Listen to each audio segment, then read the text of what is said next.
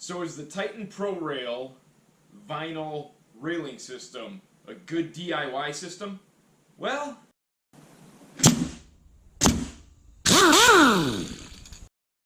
welcome back to the channel, guys. I want to do a real quick review of the Titan Pro Rail system. I was going to do a how-to, but it's actually really user-friendly.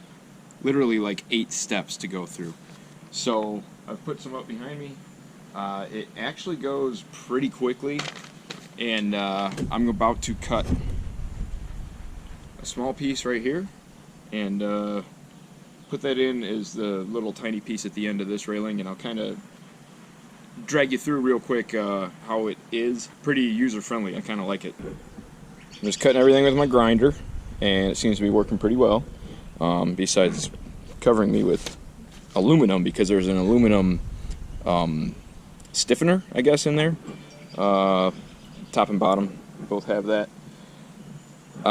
This section is only like 17 3/8, so we're gonna have like 4 spindles in there because I went off center here, and I'm gonna cut there, pull 17 3/8, and it'll give me about the same there. So let's cut this and then cut the top rail, and I'll show you how it works.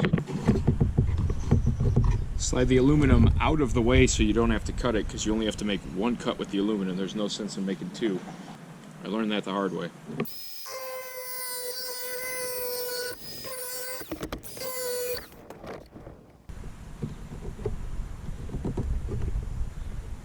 Aluminum lined up. 17 3/8.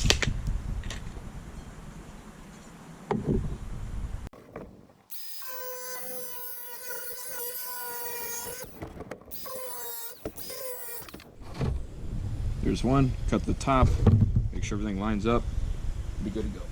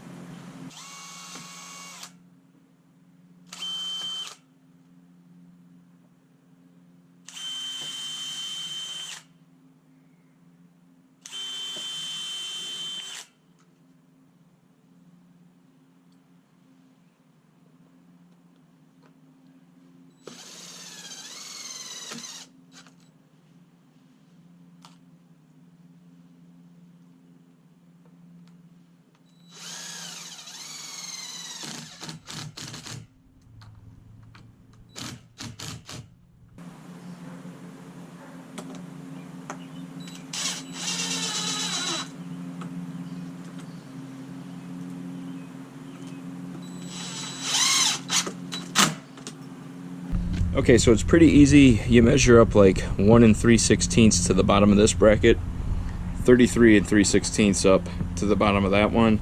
Actually, what I was doing was just going up 33 3/16, marking the bottom here, and then marking the bottom by pulling 32 inches down. So you knock out both those sides. We'll come over here, assemble this shorty rail real quick.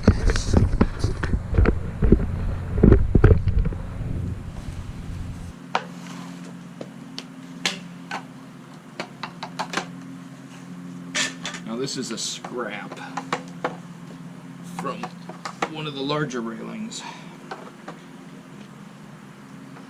and I figured I could get away with it because it's so small, but the package comes with balusters that have tabs on them that lock in here to the aluminum on the inside.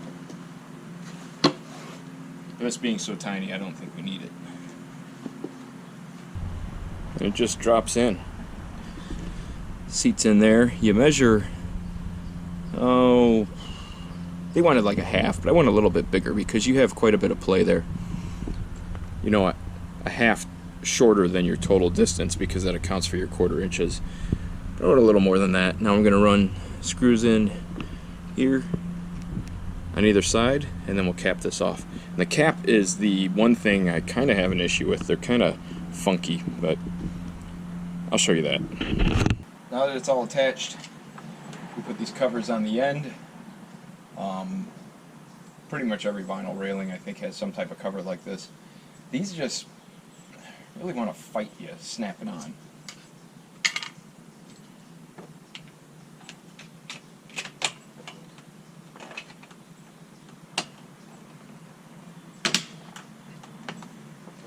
Of course, they're making a liar out of me now.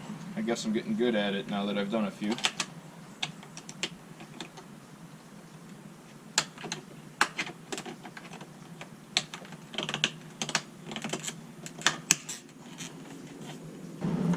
Yeah, these bottom ones are a big old pain.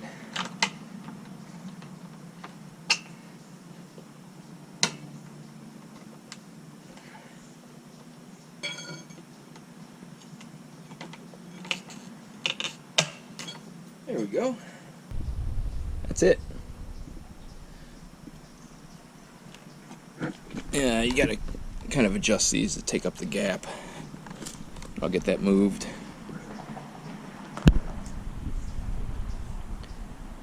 The other ones, they come with a little foot that goes underneath the longer sections.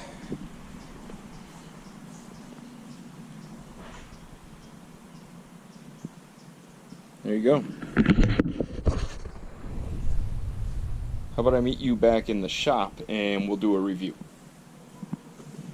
So is the Titan Pro Rail vinyl railing system a good DIY system?